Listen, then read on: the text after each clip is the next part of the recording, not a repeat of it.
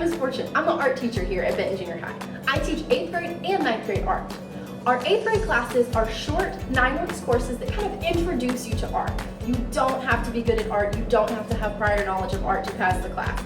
It's just a fun way to kind of introduce yourself to some new things that maybe you haven't tried before. If you're in my 9th grade art class, it's a 2-semester course, meaning it takes all year, and you will really get to go in depth with some things that maybe you haven't tried before, or maybe you've just tried a little bit.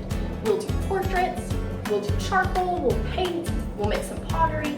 We'll get to do a lot of really fun things and get to spend a lot more time building our skills, and you'll come out of it a much more confident artist.